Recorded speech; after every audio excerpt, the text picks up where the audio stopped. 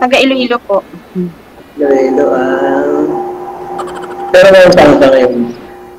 Dito po sa Hong Kong.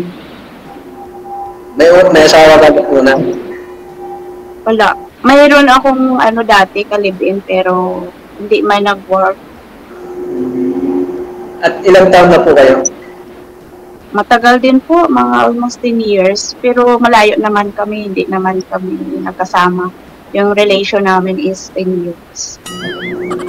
Alam mo naman sa Pilipinas. Ilang taon na po kayo ngayon, ma'am? Sorry po? Ilang taon na po kayo ngayon? 47. Ikaw? Mag-running 48 ngayon buwan. Oh. Sagad So, yung ulo, dyan- ma'am. Yung ulo isagad. Tulad do kay sir. Nakita nyo po. Yan. Pantayan nyo. Yan. Dyan- Okay. Pero wala kang anak ngayon, ma'am. Wala. As in. Dala. Gawa na lang Ikaw, kayo. may anak? May anak? Yung asawa ko, 7 years ago na kami naghiwalay, kaso wala naman po akong problema sa mga anak ko dahil yung panganay ko, call center naman siya eh. Yung bunso ko, nakakaroon ng second year college, yun lang, yung ano ko, allowance na yung sa akin ng anak kong bunso. Okay. Bakit naghiwalay kayo ng asawa niyo?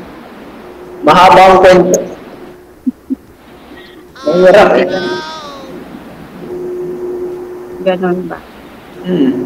So, ano trabaho mo pala dyan sa Valenzuela? Security guard po ako ngayon. Hmm. 2 years ago na. Okay.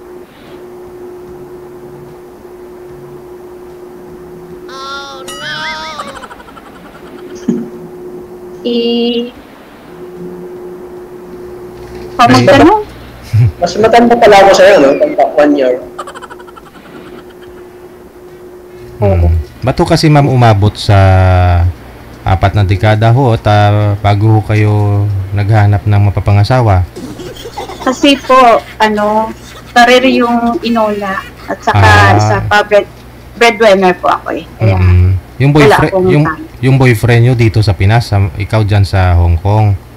ay naku, nakaka-stress po, sir. Oo. Kaya Kaya- hindi nakapaghintay. Opo, maraming babae. Kaya sabi ko, wag na.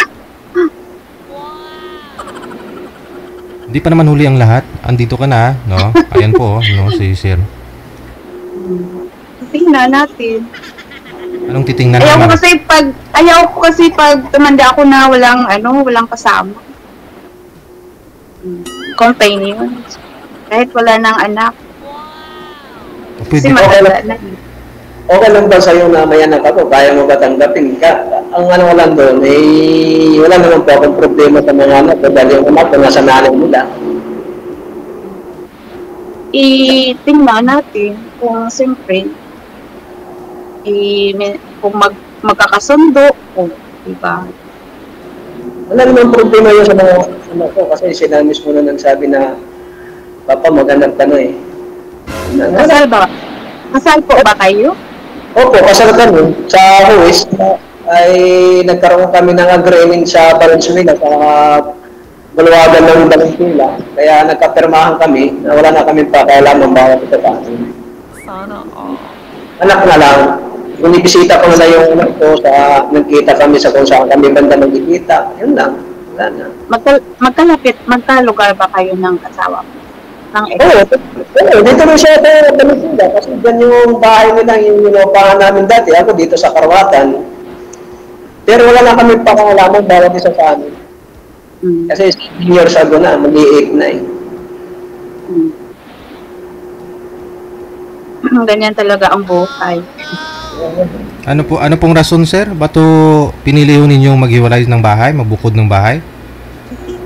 Ano po sir, kasi marami kasi, ano yung tawag yan, yung hindi kami nagkakasundo sa mga ugali ng mga, hindi naman sa lahat siguro ng mga Ilocano, hindi naman siguro natin.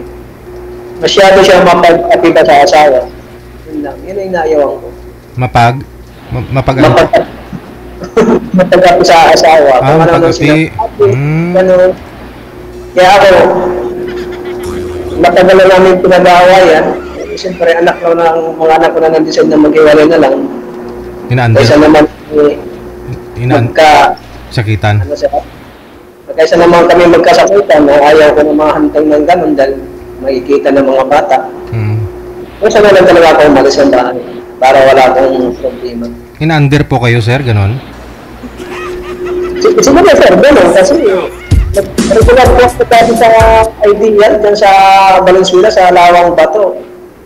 Ang department niya ko, hindi naman siya nagtatrabaho, wala naman siya naririnig sa akin. Sahod ko na sa kanya, itingin ko sa kanya. Ano pa yung dapat kong kailangan ipaliwanag sa kanya? Bali, sila ngayon nasa Lawang Bato, ikaw sa May Karawatan. Opo, sir. Opo. Kaya nag-decide ko na mag-sarili na ako ng trabaho. Marami na mga kapwa ko, sir, alam mo sa trabaho, naging driver, naging financing, ngayon nagkagmalala ko po. Kaysa naman magutom sarili ko, wala na naman nagbibigay sa akin eh. Paano yung yung anak nyo, sir? Kasi asawa nyo, wala ring trabaho ngayon. Wala naman sa problema doon sa mga anak ko, sir, kasi yung panganay ko, call center naman siya eh. Siya nagpaparal ng kapatid ng bunso kong anak. Yung hinihingi lang ano, sir? Go ahead. Yung hinihingi lang sa akin ng estudyante ko, yung bunso ko, yung allowance lang niya nga buwan-buwan to. Yun lang hinihingi niya sa akin. Wala nang iba. Bibigay ko naman kahit anong oras ko, yung sahod ko, binibigyan ko naman yun. Kasi anak ko naman yun eh. Kailangan talaga may trabaho, Bo. Kasi mahirap ako walang trabaho. Yes po, ma'am. Talaga yun talaga nasa isip ko. Kasi ang bala ko nga ngayong December ko, maglilip ako, uwi muna ako ng summer, magpalipas sa mga stress muna. Kasi masakit na sa ulo. Kailangan mo na magmuni-muni muna sa summer. Na makausap yung mga mama ko, tatay ko. Ano lang. Tapos balik ulit. Trabaho ulit. Kung papalarin na mayroong magkagusto, di okay. Ano naman problema?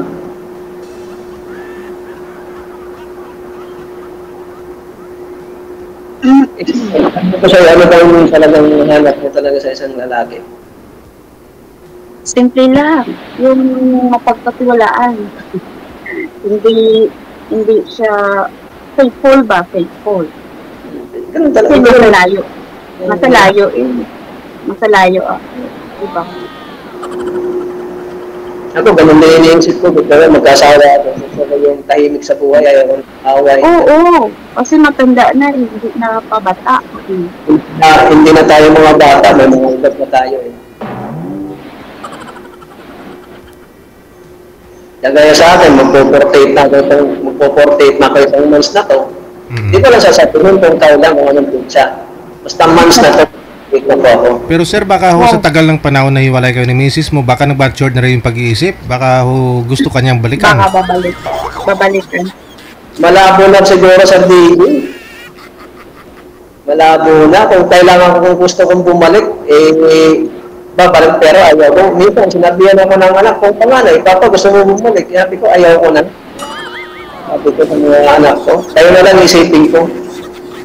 Wala namang iba yung asawa mo, yung ex mo, wala namang ibang lalaki? Wala naman po talaga. Yung hindi ko lang kaya yung ugali kasi hindi naman siguro lahat ng panggalat o ganun. Kasi iba kasi ugali ako. Maingay sir, maingay. Wala namang cover ito sir, wala namang katabi dito, electric pan lang maliit kaya. I mean, si misis niyo po ba? Maingay po yung sungad, bunganga? Bungangera. Hindi siya nag-asawa, gano'n na lang siya ng solo parent sa munisipyo ng Valenzuela. Hindi niyo po kinaya yung bunganga sir, sabi niyo? Opo, hindi ko na talaga kinaya yung bigit eh. Kaysa naman kakasal ko, sabi ako na lang alis para walang gulo. Hindi, para sa mga bata mo sana. ganyan sana yung mag-asawa. Sana. Iniisip ko rin noon, ma'am, na para sa mga bata, ay ang problema, kung habang kayo andyan sa bahay, magkasama kayo, dadaanan kahit wala ka namang kasalanan, yun ang hinayawang ko. Eddie, wow. Mahirap. Sabi ko kung mahirap. Talaga, hindi naman kailangan. Alam niyo po, saang mga bagay po siya nagdadada, sir? Yung ano po, iniwan mo yung brief mo, hindi mo nilaban, ano? Saan po ba? Marami Sir DJ, hirap ikwento sa haba ng panahon. Magkaroon pa lang talaga Sir DJ. Haba. Nagger talaga siya. Nagger talaga siya kahit walang dahilan. May dahilan siguro. Siguro dati, na nasa idea lang nung regular po ako sa trabaho, kasi 13 years ako, siyempre hindi na maliwatan na may mga kasama ka na galing ng magbagay. Ganun. Pero sa minute lang naman, umuwi naman ng bagay. Ganun lang. Kasi yung babae, hindi naman yan bumangera pag walang dahilan, di ba? Kahit nung walang dahilan, nung bumangera kasi, iba talaga si ugali ng Panggalato sa Pangasinan. Hindi naman lahat. Hindi naman lahat siguro. Hindi nga lahat. Makasarili sila sa buhay nila eh. Makasarili. Dagulan ko, ayaw tanggapin. Kapatid ko, ayaw tanggapin. Ano bang ibig sabihin kung mag-asawa pa tayo? Diba? Sa bagay. Mahirap. Ang gusto ko kung mag-asawa, lahat kailangan tanggapin. Kasi kagustuhan natin yan. Nag-asawa tayo. Ganun lang. Pero apekta. Alam ko ang kawawa yung mga bata. Oo, apektado na bata talaga. Minsan, nung umalis ako, yung bunso ko umiyak. Kasi nakita kayo. Wala naman ako nagagawa na. Hindi nila alam. Dito ako sa longita noon natulog. Dala-dala ko yung bag ko. Sinumpa ko talaga na ayaw ko na bumalik. Siguro mga bata, pag laki nila, makikilala naman siguro nila ako bilang ama. Siyempre, hanapin nila yung aman. Tapos may pinsan ko. Nakita nila ako, yun, sumama nila ako na maging pahinanti muna ka-truck sa mga delivery ng mga van. Yan. Tapos hanggat natuto ako magmaniho. Yun, hanggang ngayon, nag-alis naman din ako, nag-siklo na lang ako. Ito, naghahanap ng mga kasama kung meron. Oo, maghanap. Hindi pa naman nahuli ang lahat, sabi ni Sir Dej. Pwede pa. Gawa na lang kayo ulit ng sarili niyong anak, dalawa. Sir DJ, Matanda na. Walang problema yun. Yung edad lang yan eh. Ilang taon ka na nga po ulit, ma'am? 47. 47. Pwede pa. Lula ko nga 69. Nabuntis pa eh.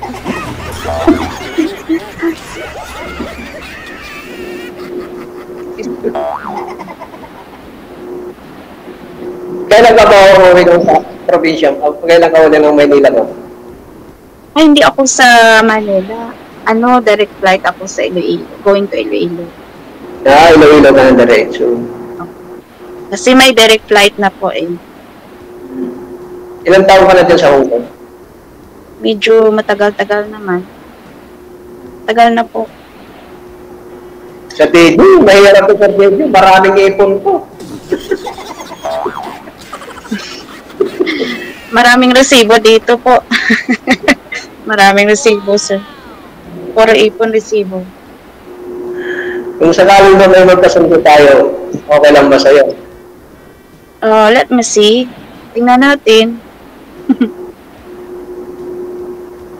Bagay o nga naman, tingnan talaga. Saan po ba kayo sa Iloilo, ma'am? DG. Sir, saan po kayo sa Iloilo? Taniway. Taniway. Taniway po. Mga Sabino, kilala mo mga Sabino? Malapit lang sa airport. Mga Sabino, kilala niyo po yung apelyido ng Sabino? Ano po? Sabino. Hindi. Si Atty. Sabino, di mo kilala? Ay, familiar. Hindi ko lang, familiar yung apelyido. Pero hindi. Hindi kasi ako tumagal dyan. Mula nung nag-aral hanggang mag-college, hanggang mag-abroad. Kaya tumagal ako. Hindi ako nakastay. Siguro basta bata pa ako dyan sa... Kaya ho single kayo hanggang ngayon, no? Yes po. Hindi ako nagpakasal sa una. Kasi alam ko, iiwanan. Siyempre, alam mo naman pag abroad. Ayaw ko magpatalo kasi iiwanan ko siya. Tapos, maghanap ng iba o di. Pero nag-live-in po kayo noon nung bago ka mag-abroad? Yes po. Tuwing uwi ko nagsasama kami. Tapos, ay naku. Hindi lang kayo nagkaroon ng anak? Hindi. At saka hindi lang ako nagpakasal. Matagal yung namin relationship. 10 years. 10 years din. Sayang, sana kahit anak man lang.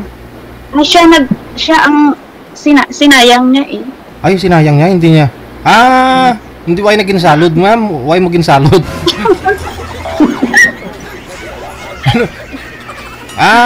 Akalain mo 10 years, tapos ay nako. Sinayang. Pag alam niya hong malapit na, tinatapon. Okay. Sinayang niya lang. Kailan mo balik mo sa Pilipinas, ma'am? Ha? Kailan lang balik mo sa Pilipinas? 2027 pa. Matagal pa kasi kakauwi ko lang eh. Kararating ko lang dito. Last month ako nang nagbakasyon. May. Tagal pa pala. 2 years. After 2 years pa. Nag-try ako dito, kaya sabi ko, mag-try nga ako. Matagal na ako nag-message kay Sir DJ. Ayun lang ako sinabi. Ito ngayon, isang araw lang, nagsali ako kay Sir DJ, nag-text ako. Yun lang. Baka sakali makahanap. Paano Ilang salang? Ilang sali mo na? Ha? Ilang sali mo na po dito? Ngayon lang po. First time din. Pares tayo first time. First time pero lang nakakahiya. Nakakahiya pala, no? Pag dito ka na sa live. Dapat kagabi pa ako, ni Sir JJ na isali na ako, i-line up na ako. Sabi ko, sa Monday na lang po. Kasi wala lang akong gagawin sa Monday ng gabi. Katagpuan lang kasi wala mga amo ko ngayon. Pag dito yan, hindi ako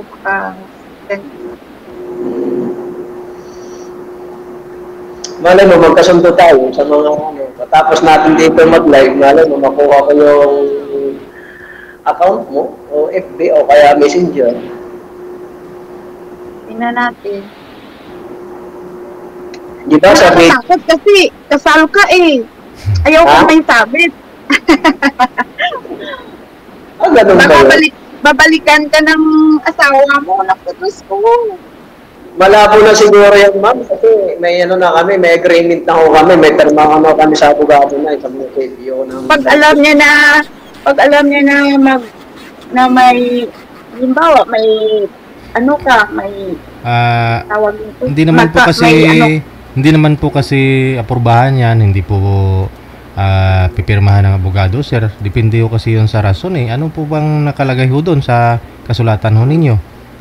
Kasulatan ho DJ, wala na kami pakailaman bawat isa ho sa amin. Sa kadilahanan na? Pakailaman ho, kahit saan kami magpunta, wala na ho kami pakailaman, mag-asawa siya, okay, mag-asawa. Nakalagay po kasi yun doon, sir. Rason, sir. Anong reason? Ba't ho ganon? Yung reason doon, sir, mahaba eh. Ang reason ko lang kasi naman doon, hindi niya kasi tinatanggap ng buhay mga pati kapatid ko. Tinatakil niya. Ang gusto na nangyari, side niya yung tatanggapin ko. Tinatanggap ko naman yung side niya, lahat ng mga kapatid niya, mama niya, tatay niya. Yung sa akin lang ang ayaw niya. Paano niyo pong nasabing ayaw niya ho tanggapin yung nanay, tatay mo, kapatid mo, sir? Ano po yun? Ayaw niyo... Pagdating, di ba, sabi ko, pag galing ka sa Samar, probinsya, kailangan may pasalubong. Parang ang tingin niya sa mga magulang ko, manihingi na naman daw ng pira sa akin, kung sa kanya, kasi dati may trabaho ako, regular ako eh. Yun ang nakikita ko sa kanya. Yun ang nahirap sa kanya. Pwede yan mapag-usapan pag ganyang mga dahilan. Kunting ano. Mahaba na humano, kaya nga nagkakaroon kami ng ganyan dahil hindi niya kaya eh. Sinabihan ko siya, kung hindi mo kaya mamagulang ko, natanggapin mo, ano pang gagawin natin? Sabi ko, samantala ang side mo, okay naman ako lahat, wala akong sa akin, mga kapatid ko, halos ayaw mo papasukin ng bahay, ayaw mo pakainin. O, pag pupunta dyan. Parang pinapaalis, sir, pag sa pintuan pa lang, tinataboy na, ganon? Oo, ganon sir, video, yung ginagawa niya. May trabaho, sabi ko, ako naman may trabaho, natural lang maghihingi ang magulang, hindi naman araw-araw yung manhingi. Isang taon, isang beses lang naman yan. Kung kailangan magbigay, sabi ko sa kanya. Kasi kayo yung inuuna ko, dahil kayo ang pamilya ko. Pero kung ganun lang naman, na hindi mo kaya ang mga magulang ko, kapatid ko, pang gagawin natin, sabi ko. Mahirap naman para sa akin, sa ganyung sitwasyon. Pag matanda na yun, mag-change mind yun, mag-matured na yung isip. Oo, sabi ko lang, nag-asawa ko. Dati, asawa ko siya, edad ako 23, siya 28. Oo. Bata. Oo, bata pa ako nag-asawa. Edad ako ng 23, siya 28. 5 years ang agwat eh. Ilang taon na ako ngayon, 48, magpo-48 na ako. Oo, siya lagpas na 50. Mas ahead siya sa'yo. Malayo yung agwat nyo, no? Ayaw nga, 5 years. Kaya, iwan ko may kasabihan. Na-imagine ko, sir, na pagdating ng kapatid mo, nasa pintuan pa lang, ano yun, pinapalayas niya o sinusungitan niya, tapos pag... Parang ayaw sa TV, parang ayaw papasukin, hindi, naawa naman ako. Sabi ko, kapatid yung ginaganyan. Sabi ko gano'n. Dapat niya, entertainment ko, hindi niya iniiwan. Ano itong baka sa video, kaya nagaganito ako. Pumunta yung mga kapatid niya iba dyan para bisitahin ako. Kasi matagal na kasi kami hindi nagkikita. Ano yung ginawa niya? Pumunta siya ng pier, iniwanan yung mga kapatid ko dyan sa bahay. Kaya doon ako nagusto ng galit sa kanya. Pumunta siya ng? Pier, yung sa mga kamag-anak niya, sa 15. Pier 15. Pumunta siya doon, sa Manila. Iniwanan yung mga kapatid ko, dapat entertainment niya, hindi yung iiwanan lang. Kaya ito yung mga kapatid ko, sinabihan ko rin ako na ano pang klaseng asawa mo yan eh. Dapat nandito kami, dapat entertainment niya kami, hindi yung iiwanan kami. Kaya doon pa ako nagalit ang gusto sa kanya. Walang manner? First time po ba na mga kapatid mong lumuwas sa Maynila? O dati na rin pumupunta sa inyo?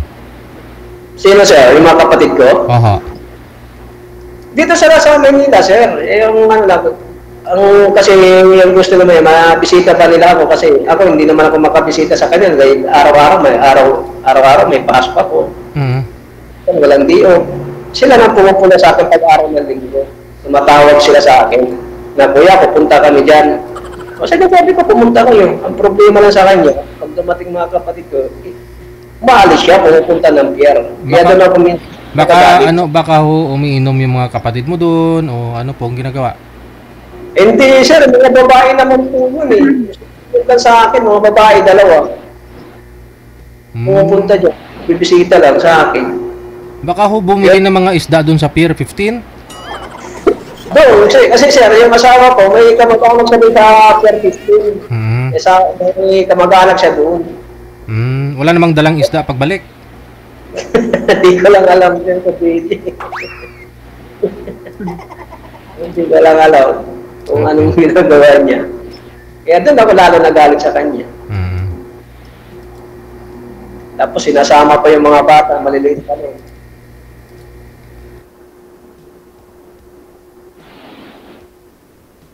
Kaya hanggang ngayon, ito, single.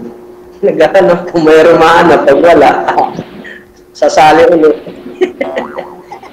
Diba, sa DJ, ganun lang naman eh. Tekto. Ay, okay, ma'am, kung seryoso siya. Pag seryoso siya, pwede na din ako mag-seryoso, ma'am.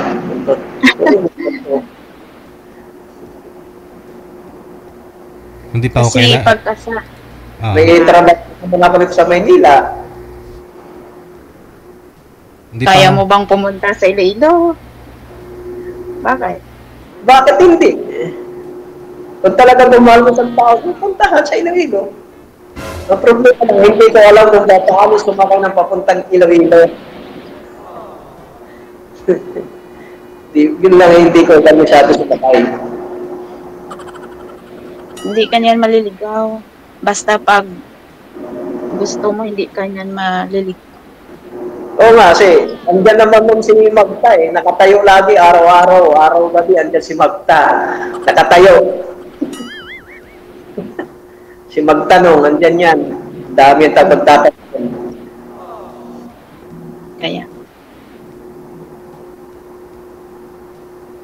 hindi pa ako kayo nagka-girlfriend, sir, sa 10 taon? Hindi siya, mga 7 years, mga 8 years, ganun, Sir DJ.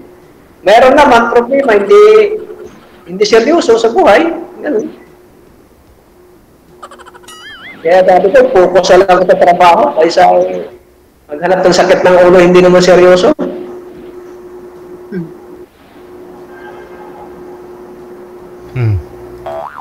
Ba't ngayon bumiglang ano, sir? Nagbago? Na makita mo si ma'am? Parang biglang nagbago sa DJ, parang nagbago. asus. Kaso, dati malungkot ako dito sa junior dutyhan ko. Ito, duty ko dito sa Lamisa. Minsan, masaya, minsan malungkot. Mas malungkot sa abroad. Mas malungkot kasi nag-iisa ako dito. Saan po yung mga amo mo, ma'am? Nasa bakasyon ngayon kasi walang pasok mga bata ngayon. 2 buwan ho yan. No? So, bali 2 buwan silang wala. Ikaw lang mag-isa? Hindi, ano lang, half a month lang sila. Kaya naka-chance pumasok. Mayo eh. Kasali. Kaso Sir Reggie, matagal pa siya uwi eh. 2007 pa. 7? 2007. Pwede naman magbago yan eh. No? Malayo natin. Baka Alam mo, magdasigit ni Madam. Umuwi. Pagkahandaan ko na lang. Kung magkasundo, go ahead. Pero pag, siyempre, tulad din yan sa asawa mo, di ba? Hindi kayo magkasundo. Ganyan. Dahil may problema magkasundo, pwede naman magkakasal kung tutusin. Kasi wala naman bakit. Wala na ako sabi. Paano ko ikakasal kasi nakasal ka na? Hindi pwede yun. Ang papel na nga kami pinanghawakan niya. Ano dito nga sa akin yung papel na wala na kami pakailangan kahit anong gawin. Sa ano lang yun? Sa barangay lang yun. Hindi lang sa ano. Bulwagan yan ng Venezuela, yung mga abogado. Yung nag-ano doon sa ano. Kaya pinatawag nga ako noon eh. Nasa biyahe ako, wala sa oras sa kauwi ako dahil dun sa hearing namin eh. Kasi pag hindi ko yung sinipot, makakatuhan ako eh. Kaya pinuntahan ko, nakauwi ako na maaga. So, sa 7 years na yun, hindi ka nagka-girlfriend? Meron nga, ma'am. Hindi daw seryoso. Hindi seryoso. Wala, pamatay. Hindi naman, tayo na seryoso, wala namang problema. Sige, no, seryosuhin nyo na lang ang isa't isa. Sige, Sir DJ, sasabihin ko siya, kukunin ko sa kanya yung account niya o kaya number niya. Tuloy-tuloy lang ang usapan ninyo sa off-cam, ha? Maraming salamat. Sige po, Sige, sir. thank you po. Okay, thank you. Ma'am, thank you.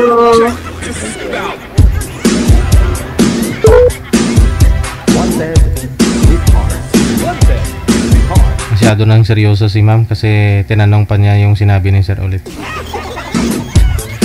Oras natin, 27 minutes after 8 o'clock. Kayo po ay nanonood at nakikinig sa Wanted Sweetheart Evening Edition. At sa mga gusto pong sumali, install lang ng Viber or Imo na application. At kung meron na po kayo sa device ninyo, gawan nyo ho ng account, no? Huwag po niyong kalimutang i-save yung aming number para maisa nyo po sa amin yung inyong pangalan, edad saka lugar. Wanted Sweetheart. Wanted Sweetheart.